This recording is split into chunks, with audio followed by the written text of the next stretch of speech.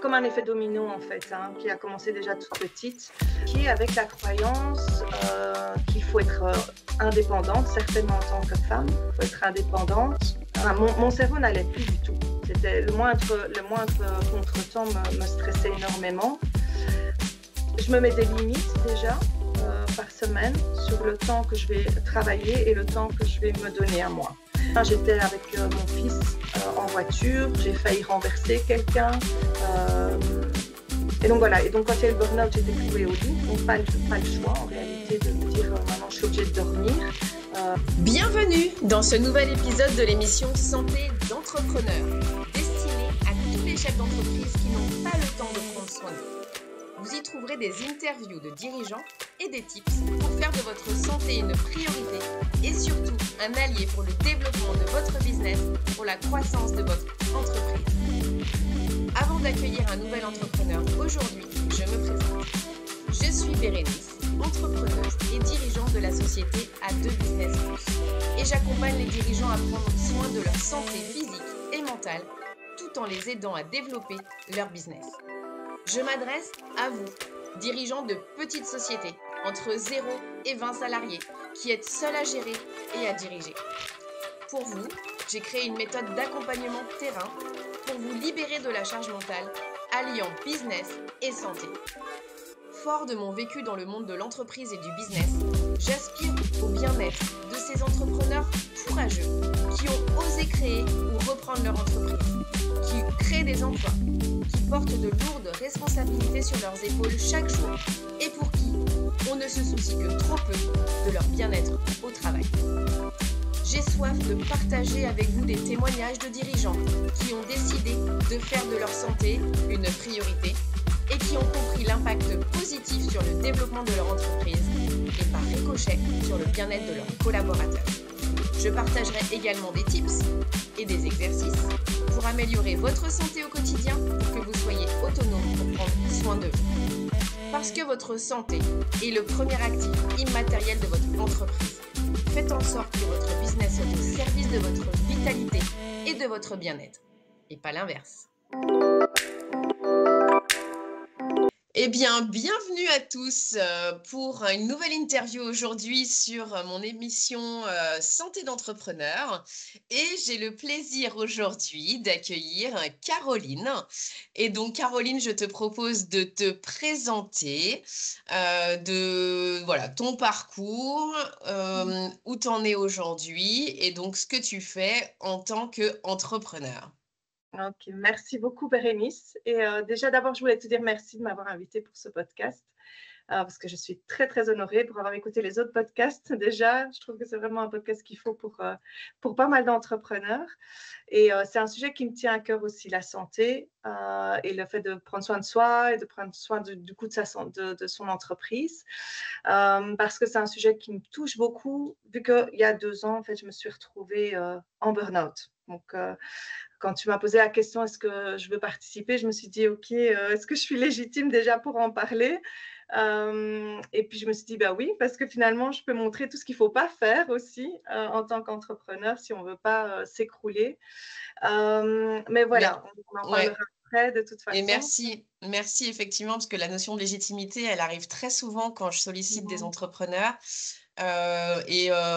Pour avoir échangé ensemble avant l'enregistrement d'aujourd'hui, en fait, il n'y a pas question de légitimité, en fait. C'est vraiment un partage d'expérience en tant qu'entrepreneur et où vous en êtes aujourd'hui par rapport à votre développement, à ton développement et quel lien tu as pu faire entre ta santé et la performance au sein de ton activité, voire même dans tes précédentes expériences qui n'étaient pas forcément celles d'entrepreneur. Mais du coup, je te laisse la parole pour que tu puisses nous expliquer tout ça. Oui.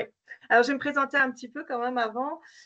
Donc, je m'appelle Caroline, j'ai 48 ans. Je vis à Bruxelles. Je suis maman solo d'un petit garçon qui a bientôt 7 ans au mois de juin, qui s'appelle Arthur, sans garde alternée. Donc, je l'ai vraiment tout le temps avec moi. À côté de ça, je suis consultante en organisation et bras droit pour des entrepreneurs. C'est une activité que j'ai lancée il y a 1 an. Et donc, j'aide en fait surtout les femmes entrepreneurs à tes souhaits.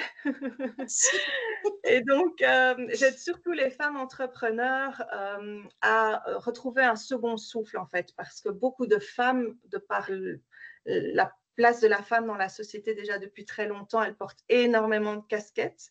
Elles ne sont pas seulement entrepreneurs, mais elles sont aussi épouses, elles sont parfois mamans, elles sont la fille d'une maman, elles sont les sœurs, elles sont les amies, enfin voilà, énormément de casquettes. Et elles sont également des femmes qui ont aussi besoin de prendre du temps pour elles. Et donc, je trouve que la femme aujourd'hui dans la société, il y a encore pas mal de croyances il faut énormément prouver qu'on mérite, qu'on vaut quelque chose pour avoir sa place, d'être l'équivalent d'un homme également. Et donc, ça fait beaucoup sur les poids des épaules d'une femme. Et donc, c'est pour ça que j'ai vraiment à cœur de les aider à retrouver un second souffle. Et comment je les aide? Eh bien, c'est vraiment en reprenant des tâches qu'elles me délèguent pour qu'elles aient un soulagement immédiatement, mais également en optimalisant et en automatisant certains aspects de leur organisation pour qu'il y ait un effet durable et pour qu'on arrête de perdre son temps sur des tâches chronophages. Et donc, c'est vraiment de donner de l'espace mental, de l'espace temporel, de la clarté, aussi le fait de ne plus se sentir seul, non plus à tout porter, mais d'être plus en équipe, en binôme ou en trinôme si on a d'autres personnes avec qui on travaille, mais d'être vraiment dans cet environnement de soutien et on est ensemble, on est liés en fait tous ensemble pour un même objectif. Et je pense que ça joue énormément sur le moral de déjà pas devoir tout porter tout seul. Et ça réduit le stress aussi et donc le bien-être. Et évidemment, derrière tout ça, ce qui me motive, c'est que la personne ne s'écroule pas à un moment donné parce que ça devient très épuisant de tout porter tout seul, puisque c'est quelque chose que moi j'ai connu justement il y a 2 ans. Mais à ce moment-là, j'étais encore en sécurité parce que j'étais salariée quand ça m'est arrivé. Donc j'avais quand même une sécurité qu'un entrepreneur n'a peut-être pas justement. Et c'est pour ça qu'en me lançant comme entrepreneur, je me suis dit, ça, c'est bien quelque chose qui me parle énormément. Et il y a énormément de femmes ou même d'entrepreneurs, ce n'est pas que les femmes, mais qui cravachent quand même pas mal chaque semaine. Et si je peux éviter qu'elles frôlent ce que j'ai vécu, ben, tant mieux. Parce que le prix à payer après est beaucoup plus cher que celui que moi j'ai dû payer, qui était déjà bien lourd. Hein. Donc voilà. Sinon, avant ça, j'ai travaillé, ça fait 20 ans, plus de 20 ans, j'ai travaillé comme consultante.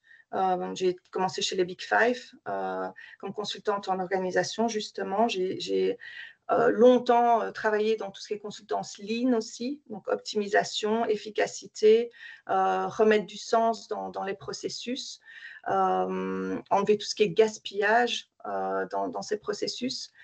Et puis après, parce que j'avais un trop-plein en entreprise, je me sentais trop à l'étroit, j'ai quand même fait une bifurcation comme indépendante pendant 3 ans et demi. Mais là, dans un tout autre univers, dans le coaching, dans la thérapie, comme prof de fitness également, parce que j'avais commencé tout un chemin en développement personnel. Et comme souvent, quand on commence ce genre de chemin, on n'en sort jamais. Mais on a aussi parfois envie de donner ce qu'on a reçu. Et donc, pour moi, j'ai essayé. Seulement à ce moment-là, je n'étais pas du tout mature pour me lancer. J'ai tout mis dans un même panier, les œufs dans le même panier. Et à un moment donné, en fait, il y a eu un désaccord avec un des associés que j'avais. Et j'ai préféré suivre mes valeurs et me dire, OK, j'arrête tout, plutôt que de continuer juste pour une sécurité financière. Et donc j'ai tout arrêté. Et j'ai rebondi, en fait, en entreprise. Et là, j'ai démarré une carrière dans le recrutement. Donc, je travaillais comme recruteuse en agence. Et puis, j'ai bifurqué comme intermédiaire, en fait, entre les agences et les managers chez mes clients. Et donc, ça, c'était un poste qui, pour moi, est un peu similaire à ce que je vis aujourd'hui où je suis l'intermédiaire entre un client et ses problèmes, ou un intermédiaire entre le client et ses fournisseurs ou ses partenaires. Donc, c'est vraiment aussi ce but de faciliter le temps, la tâche pour le manager et de faire en sorte qu'il puisse se focaliser sur ce qui compte vraiment pour lui et là où il est le meilleur en réalité et là où sa valeur a énormément de sens.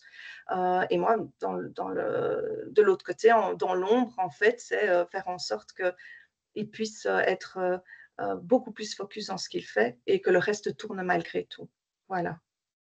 Ok, donc en fait, tu en as fait ton métier, Oui. la santé mentale des dirigeantes que tu accompagnes pour leur permettre d'être plus heureuses dans leur choix de vie qui est d'être à leur compte. Oui, exactement. Et que ce soit beaucoup plus léger et plus fluide aussi. Ok. Pour moi, c'est quelque chose de très, très important. Donc ça, c'est l'activité que tu proposes, enfin, en tout cas, c'est la mission que tu proposes dans le cadre de ton entreprise. Qu'est-ce qui t'a amené à, toi, intégrer des choses dans ton quotidien? Alors, tu nous as parlé de ton burn-out. Peut-être que tu peux nous dire aussi comment tu es arrivé à cet état. Ouais. Et puis après, voir les leçons que tu en as tirées à ton compte aujourd'hui, quoi. Oui. Alors, comment je suis arrivée à ce burn-out? C'est vraiment comme un effet domino en fait, qui a commencé déjà toute petite. Moi, j'ai grandi vraiment dans un environnement, une culture de la performance qui a été nourrie par l'école, par l'université, puisque j'ai fait l'école de commerce Solvay, qui est une très grande école ici à Bruxelles. Et où vraiment, on travaille, il faut mériter son dû, quoi. Donc, la valeur qu'on a vient de toutes les heures que l'on y met, qui a été nourrie aussi quand j'ai travaillé chez les Big Five. Là aussi, c'était des semaines à 50, 60 heures de travail par semaine. Donc, j'ai vraiment toujours été dans cette recherche, dans cette croyance que ma valeur était dépendante des heures que je mettais dans mon travail. Et en plus, j'ai été éduquée avec la croyance qu'il faut être indépendante, certainement en tant que femme. Il faut être indépendante, il faut savoir se débrouiller toute seule, ne pas rendre de compte à personne, voilà, être vraiment indépendante. Et donc là, ces deux croyances-là, il faut mériter son salaire, il faut travailler dur, et en plus, ma valeur va être sur le fait que je sais tout porter toute seule et tout faire toute seule. Et puis après, viennent d'autres croyances qui en découlent. Ça ira plus vite en le faisant soi-même qu'en demandant à quelqu'un d'autre. Eh bien, j'ai fonctionné comme ça pendant toute ma vie, jusqu'à mon burn-out. Et en fait, j'ai aussi... j'ai aussi, ça me touche encore émotionnellement, je suis un peu désolée. Mais ça a été vraiment un moment donné où j'en suis arrivée à me dire, j'ai besoin de personne, je peux me débrouiller. Et j'ai installé chez moi, mais sans m'en rendre compte, c'est le burn-out qui m'en a fait prendre conscience, que je fonctionnais en me disant, en fait, je suis plus forte que tout. Je suis invincible. On peut me dire ce qu'on veut, on peut me faire ce qu'on veut, il peut m'arriver quoi que ce soit, je vais savoir toujours me relever. Parce que c'est ce que j'ai fait dans ma vie. À chaque fois que j'ai eu un obstacle, je me suis relevée. Donc, j'ai nourri ce fait que j'avais les capacités, quoi qu'il arrive. Donc, prendre soin de moi, c'était très bien en théorie. J'ai appris énormément de choses avec le développement personnel, énormément. Et je le partageais à d'autres quand j'étais coach et thérapeute, mais j'étais très bien pour aider les autres. Mais moi, je me disais, en fait, inconsciemment, non, ça peut attendre, je peux y arriver sans ça. Et donc, j'ai fumé, j'ai bu du café, je dormais à pas d'heure, mais vraiment oui, parce que je n'avais pas cette conscience que j'étais vulnérable, que j'étais qu'un être humain, je n'étais pas plus forte que la vie, je n'étais pas plus forte que l'univers, et qu'à un moment donné, si je ne prends pas soin de moi, ça ne peut pas aller. Et j'avais des retours de d'autres personnes autour de moi qui me disaient de faire attention. J'acceptais aussi des façons de me parler, de faire avec moi qui n'étaient pas du tout OK, qui dépassaient l'entendement. Mais à chaque fois, j'acceptais. Et puis, avec le burn-out, ça a été tellement loin. Ça a été vraiment très loin dans la façon dont on m'a traitée ou dont je me suis sentie traitée, que je me suis dit, mais en fait, la façon dont on est avec moi, c'est juste une réponse à ce que j'autorise de mon côté. J'accepte en fait et je donne même le message, mais allez-y, rien ne va m'atteindre, rien ne peut me casser. Donc évidemment, les autres ne s'entendent pas de limite si on y va de plus belle. Donc c'est de cette façon-là que je me suis retrouvée en burn-out parce qu'il y avait vraiment trop et que je ne demandais jamais d'être aidée non plus. Voilà. Donc ça a été vraiment très, très, très, très loin. Et donc avec ce burn-out, ce dont j'ai pris conscience, ce qui a changé dans mes décisions, c'est que je me suis dit maintenant je me passe en priorité parce que je suis vulnérable et que en étant à la maison clouée au lit, parce que j'ai quand même été plus d'1 an à la maison dans un rythme que je ne connaissais pas, vraiment très très lent. Mon cerveau ne fonctionnait plus de la même manière. Je devais tenir pour gérer le quotidien par rapport à mon fils, mais en dehors de ça, je ne savais rien faire. J'étais très très vite fatiguée. Mon cerveau n'allait plus du tout. C'était le moindre contretemps me stressait énormément. Je mangeais pas bien. Et donc, à un moment donné, il faut savoir aussi physiquement, à force de tout porter toute seule, c'est que je me suis retrouvée en fait avec un bassin qui était de travers aussi, tu vois. Donc, tout me donnait les signes que ça n'allait pas. Le corps tenait plus, je devenais bancale, je ne savais plus faire de sport. Et aujourd'hui, j'ai fonctionnellement en fait une jambe plus courte que l'autre parce que mon bassin de travers, parce que je portais mon fils d'un côté, les courses de l'autre, je montais 2 étages à pied parce qu'il n'y avait pas d'ascenseur et je faisais tout. Je ne demandais jamais à être aidée. Donc ça a été vraiment, tous les symptômes étaient là. J'étais fatiguée, je dormais plus, j'avais des insomnies, j'avais pas faim. Et quand j'avais faim, c'était pour manger des choses sucrées.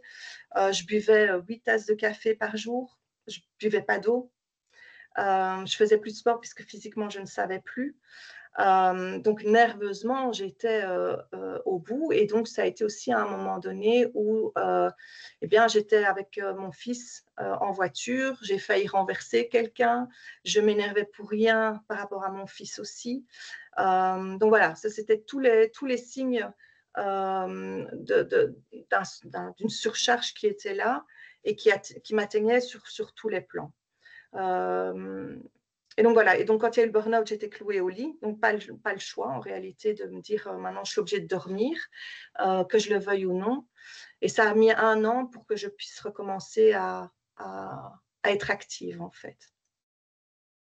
Et donc après ça, comme tu dis, j'ai fait toute une carrière dans la consultance organisationnelle et au niveau des processus où je me suis dit, en fait, je vais mettre ça au service de d'autres personnes qui en ont besoin pour leur éviter de se retrouver dans mon état. Je le souhaite à personne et encore moins quand on est entrepreneur parce que là, les conséquences sont beaucoup plus dramatiques que quand on est en salariat, quoi. Ouais. Donc, voilà. Alors, comment tu gères cette nouvelle organisation avec une fonction qui t'apporte plus la même sécurité qu'avant? Enfin, tu vois, tu as vraiment changé du tout au tout. Oui. Du coup, voilà, comment tu t'organises aujourd'hui? Comment tu développes ta boîte? Comment tu t'organises? Ouais. Alors, une chose qui est importante pour moi, en fait, je me mets des limites déjà par semaine sur le temps que je vais travailler et le temps que je vais me donner à moi. Donc, c'est impératif pour moi que chaque matin, par exemple, je mets en place un rituel. Donc, le rituel matinal, ça c'est quelque chose que je savais théoriquement que c'était très bien, mais je ne le mettais pas en place. Et là, je me dis, maintenant, tu le fais. Et donc, c'est vraiment chaque matin, déjà boire un grand verre d'eau, parce que c'est aussi une chose qui je sais primordiale à faire. c'est aussi faire de la visualisation et de la cohérence cardiaque. Donc ça, c'est les 3 choses chaque matin. C'est indiscutable, je le fais. Je prends d'abord ce temps-là avant que mon fils se lève pour avoir ce temps pour moi. Et puis après, c'est l'organisation par rapport à Arthur avant qu'il aille à l'école. Ça, c'est le côté très routinier des choses. C'est toujours de la même façon, dans le même ordre. Comme ça, on ne se pose pas de questions. Et puis, ma journée commence. Et donc, dans ma journée, je fais toujours c'est important pour moi d'avoir des pauses régulièrement pour souffler. Et soit je bouge, soit je vais me promener pour prendre l'air, soit je refais de la cohérence cardiaque à nouveau. Donc, c'est ce genre de pause-là. Une prise de recul, en fait, pour souffler, parce que sinon, je rentre dans cette routine du petit hamster dans sa roue que j'ai très bien connue pendant des années. Et je ne veux plus vivre ça du tout. Donc, D'accord. Alors, ces moments de pause, tu les décides comment? alors, j'ai observé comment je fonctionnais. C'est-à-dire que j'ai remarqué que je peux très bien travailler 1 heure à 1 heure et demie de manière intensive. Plus que ça, ça va devenir compliqué. Donc, généralement, quand je planifie, par exemple, des meetings, par exemple, aujourd'hui, j'ai des meetings qui se suivent, il y a toujours un trou entre les meetings. C'est obligatoire. Donc, si j'ai 1 heure de meeting, je vais prévoir quand même au moins un quart d'heure entre les deux. Si c'est 1 heure et demie, je vais prévoir un peu plus qu'un quart d'heure. Parce que j'ai accepté aussi le fait que ce que je croyais être capable de faire sur une journée, en fait, non, il n'y a peut-être que 80% que je vais savoir faire. Parce qu'on a tendance, moi j'avais cette tendance-là et je l'observe aussi chez mes clientes, cette tendance à remplir sa journée, à faire une to-do list énorme et à se dire, je vais faire tout ça aujourd'hui. Et en fait, la plupart du temps, on n'y arrive pas. Donc, on termine avec une satisfaction bof-bof. Avec ce sentiment, je vais devoir demain rattraper ce que je n'ai pas su faire hier. Et ça reste en fait dans la tête. Donc, je me limite aussi à 3 choses minimum que je dois faire par jour. Il y a 3 choses essentielles que je dois absolument avoir fait sur ma journée dans ma to-do list. Si je sais faire plus, tant mieux. Si c'est moins, c'est qu'il y a un souci, c'est que je dois voir un peu comment j'ai perdu mon temps. Il y a peut-être eu des imprévus également. Mais je ne vais jamais me mettre plus de 3 chaque jour. Et donc, juste pour que même mentalement, je me sens tout à fait OK de gérer ça. Et puis après, dans mon agenda, j'ai aussi prévu des moments d'imprévus. Donc, il y a ce que moi j'appelle une zone safety room ou une zone tampon, qui est une zone dans ma semaine. C'est le mercredi matin. C'est la zone où, si maintenant j'ai du retard sur lundi et mardi, eh bien, je vais essayer de le rattraper mercredi, récupérer ce moment-là, ou gérer des choses qui, entre-temps, sont tombées et qui sont urgentes. Et puis après, et c'est en ça que les pauses dans la journée sont importantes pour moi, c'est de faire vraiment, comme je te disais, ces prises de recul où je me dis, OK, maintenant, où est-ce que j'en suis? Je souffle, je regarde, j'observe et je ne pars pas directement sur autre chose, mais j'accueille en fait et je digère ce que j'ai eu, ce que j'ai fait jusqu'à présent. Parce qu'il y a aussi... pour moi, en fait, quand on est en tant qu'être humain, tu vois, il y a l'aspect physique des choses. Il y a, on mange bien, on dort bien, on fait du sport, c'est très bien. Mais pour moi, il y a d'autres dimensions dans un être humain. C'est qu'il y a l'aspect mental, et ça, c'est tout ce qui est croyance limitante. Il y a l'aspect émotionnel et il y a l'aspect spirituel. Et donc, si toutes ces dimensions-là ne sont pas nourries, si on n'en prend pas soin, automatiquement, on va le payer à un moment donné d'une manière ou d'une autre. Moi, ce qui m'a amené dans le burn-out, c'est que je ne nourrissais plus rien du tout. Émotionnellement, je n'écoutais plus mes émotions, je mettais des couvercles parce qu'il fallait que je tienne. Physiquement, je ne mangeais pas bien, je buvais du café et je ne faisais plus de sport. Spirituellement, je ne nourrissais plus ça non plus. C'était très beau en théorie à nouveau, mais je ne pratiquais pas. En tout cas, quand je dis pratiquer, ce n'est pas forcément de manière religieuse, mais c'est développer cette foi cette foi que les choses peuvent se faire, cette foi que, et c'est ce qu'on nourrit parfois avec la visualisation aussi, c'est de se dire on peut le faire, on visualise, on se l'accapare et ça devient à un moment donné réalité. Pas par magie, mais juste parce qu'on a la foi et on ne freine pas tout ce chemin-là. Et mentalement, c'est vraiment les croyances limitantes. Si on ne travaille pas sur ces croyances limitantes et qu'on reste avec ça, on reste avec ses blocages, on reste avec ses peurs, on reste avec ses freins, on ne sort pas de sa zone de confort et on s'auto-sabote à un certain moment aussi. Donc pour moi, c'est vraiment toute cette enveloppe-là, enfin ces 4 dimensions-là à laquelle je suis attachée. Donc je regarde en fait dans ma journée comment je me sens, qu'est-ce qui se passe dans mes émotions, je m'observe et voilà. Ok. Alors, tout ça, ça prend du temps, bien évidemment, du temps en tout cas, toi, tu as considéré, tu vois les effets positifs aujourd'hui dans ton activité. Est-ce que tu pourrais préciser dans quelle situation tu es aujourd'hui en tant qu'entrepreneur Ouais. pour que les dirigeants qui nous écoutent puissent comprendre? Parce que là, il y en a qui pourraient dire: «Oui, mais bon, financièrement, elle doit peut-être pas forcément avoir trop de besoins», enfin, je sais pas. Donc mais Mhm. voilà, j'aimerais que tu puisses Je comprends. focuser là-dessus pour qu'on ait tous les paramètres qui, permettront aux dirigeants de dire: «Ah bah oui, donc en fait, elle a cette capacité ou pas, mais elle le fait quand même», enfin voilà. Ouais. Alors, donc dans ma situation aujourd'hui, c'est que je suis à 30 heures semaine. Donc ça, c'est quelque chose de récent. Euh, donc là, je suis à 30 heures semaine. Et donc, c'est 30 heures que je répartis en fait sur ma semaine. Donc, ça, c'est évidemment, quand on est à bras droit, il y a une partie qui est fixe par rapport au client parce qu'il a ses impératifs et il y a une partie qui est flexible, évidemment. Donc, en fait, moi, j'agence mon temps en fonction de mon fils et puis le soir, je récupère ce que je n'ai pas pu faire, tu vois, parce que je suis avec mon fils. Le week-end, il a des activités. Je profite de ces activités pour travailler pendant ces moments-là ou pour prendre du temps pour moi en fonction de où j'en suis dans ma to-do list et dans mes tâches. Donc, je ne suis pas en mode je travaille de 8 heures à 5 heures et puis c'est fini.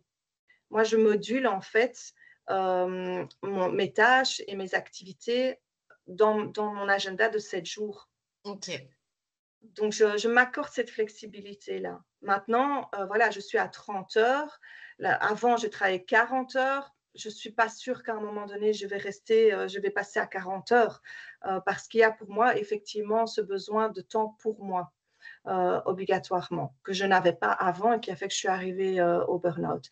De l'autre côté, et c'est justement des choses que j'offre et qui font partie de mes services et que je m'applique à moi-même aussi, c'est cet aspect de optimaliser et automatiser.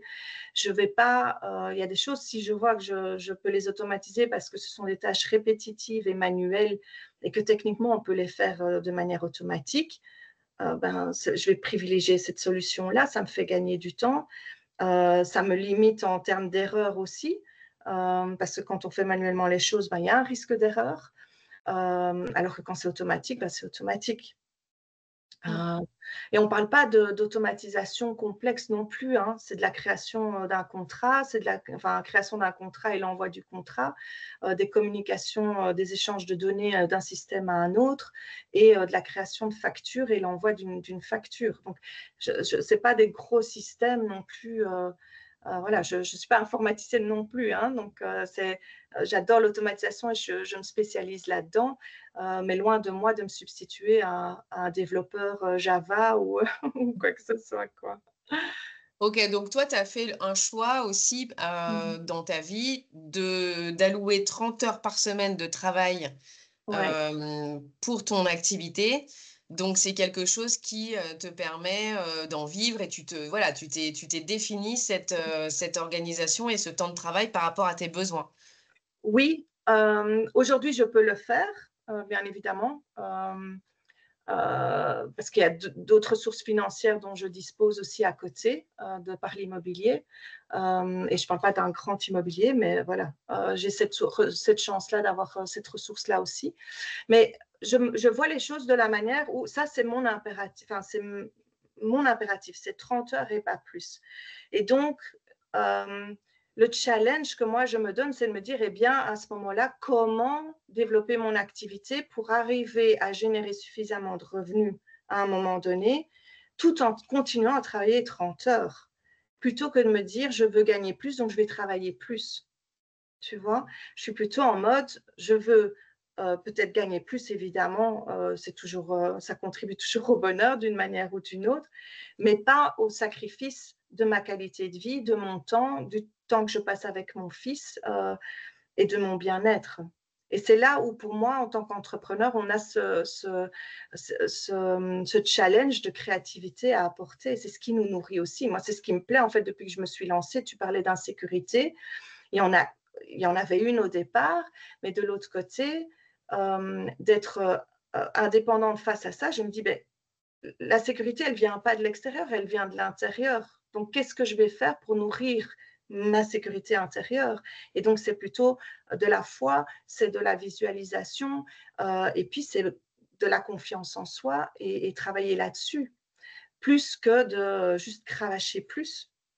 Donc, donc voilà, moi, c'est ça que j'aime bien, c'est que je me rends compte, en fait, être indépendant, ça développe des ressources en soi que je ne développais pas du tout en étant salariée. Parce que là, j'étais dans un confort où on me dit ce que je dois faire.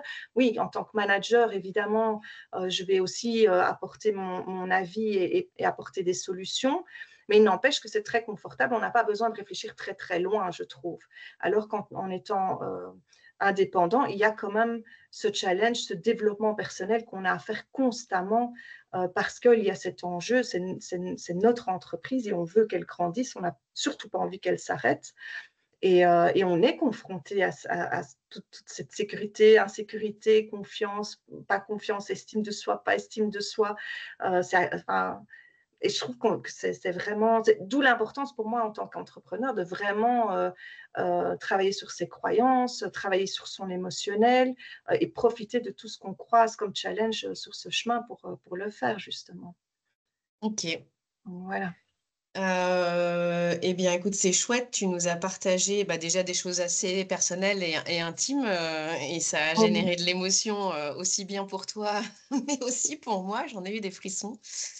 Merci en tout cas de t'être livré et d'avoir été à cœur ouvert sur ce que tu as vécu et en particulier sur le burn-out que tu as vécu, qui est un mot qu'on a du mal à poser hein, sur des états.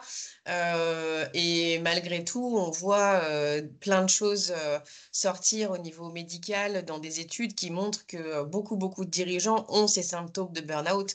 Le mot n'est pas forcément posé à ce moment-là, mais en tout cas, les signes le sont. Donc, merci aussi d'avoir permis à travers ton témoignage de nous montrer que la vie est faite de choix et de priorités et qu'on est acteur et actrice de notre vie et, et que dans un environnement avec des pressions énormes, que ce soit pour les femmes, comme tu l'as évoqué, mais aussi pour les hommes qui doivent être des personnes fortes, des dirigeants qui doivent être des hommes forts, qui ne peuvent pas parler de leurs problèmes et ils doivent aussi arriver à trouver leur place là-dedans et encore plus quand ils sont dirigeants. Oui, c'est vrai. Ouais. Donc, merci. J'avais une question en tête et en même temps, je me suis dit, bon, je ne sais pas si elle est utile. C'était, tu te vois comment dans 5 ans, comment tu veux faire évoluer ta boîte? Et on en a parlé lors de notre premier entretien et finalement, je me suis rendu compte que cette question, elle ne te concerne pas dans le sens où tu as trouvé un équilibre aujourd'hui et l'objectif, c'est pas de croître, c'est pas de monter une multinationale, c'est pas de voilà, c'est d'être à l'instant et de t'écouter à l'instant. Et puis, Inch'Allah, pour les années à venir, on n'en sait Ouais, rien. Et l'essentiel, c'est que, voilà, que tu témoignes de ce que tu as mis en place pour toi aujourd'hui. Et puis, peut-être qu'il y aura des aspirations qui vont arriver au fil du temps avec les opportunités, avec ton fils qui va grandir. Enfin, bref. Et on n'est ouais, pas, Madame Irma, on n'a pas une boule de cristal. Donc, voilà, donc, j'ai pas forcément envie de te poser la question là, parce que je veux qu'on reste sur ce que tu as choisi de mettre en place pour toi aujourd'hui, un équilibre de vie, le 30 heures de travail par semaine, qui me fait ouais. penser à ce livre de travail de 4 heures par jour. Donc, Mais voilà. quand j'ai pris conscience de ça, en fait, j'avais justement interrogé parce que j'utilise évidemment beaucoup ChatGPT, Perplexity, ça fait partie ils font partie de mes potes en fait tous les jours. Mais j'avais quand même posé la question, enfin, quel est le nombre d'heures en réalité qu'on est censé travailler donc, de combien d'heures sommes-nous capables de travailler en restant concentrés et efficaces? Et en fait, on en était arrivé à 24-25 heures semaine max. Ah ouais. Et au-delà de ça, en fait, notre capacité de concentration et notre efficacité se réduit. Donc, imagine à 40 heures semaine, 50 heures semaine, 60 heures semaine, comme certains le font, en fait, on n'est pas du tout efficace. Au Mmh. contraire. Et donc, quand moi j'ai vu ça, je me dis, bon, c'est challenge, mais si un jour je peux y arriver tout en étant bien dans ma vie, hein, matériellement aussi, bah oui, allons-y. Et si je peux inspirer d'autres personnes sur ben, c'est possible et voilà comment moi j'y suis arrivée, mais tant mieux. Et donc, pour moi, il y a vraiment ce côté-là.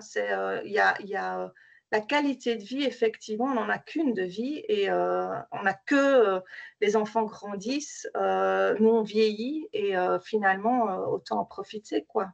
Donc, Exactement. Eh ben, je suis bien d'accord avec toi et je te propose qu'on reste sur cette ouais, dernière belle image de on n'a qu'une vie et donc il faut en profiter tant qu'on est là. ouais, Eh ben, écoute, merci beaucoup, avec plaisir. Caroline. Je te remercie vraiment pour tout ce témoignage. Je suis ravie aussi de voir que malgré la distance et le fait que tu sois dans un autre pays, eh bien, on a les mêmes réflexions, les mêmes problématiques. C'est mondial. Il n'y a pas Ouais, besoin de... c'est Voilà. nous, Donc, c'est humain. et puis, je fais un petit clin d'œil à Bruxelles, parce que j'ai ma belle-maman qui est là-bas. Et donc, je lui fais un bisou. Je sais qu'elle sourira quand elle entendra ça.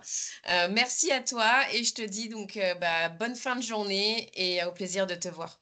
Avec grand plaisir. Eh bien, j'espère que cette interview vous a plu. Alors, si vous aussi, vous avez envie de témoigner sur votre expérience de vie et expliquer à tous ces dirigeants quel lien vous faites entre votre santé et le développement de votre chiffre d'affaires, ou si vous aussi, vous avez envie d'être accompagné pour développer votre chiffre d'affaires, votre business, en prenant soin de votre santé physique et mentale, vous pouvez me contacter soit via les réseaux sociaux et essentiellement sur LinkedIn à Bérénice Volgringer. Ma société, c'est A2 Business Plus. Vous la retrouverez aussi sur Internet. Je vous souhaite une très belle fin de journée et je vous dis au prochain épisode. À bientôt.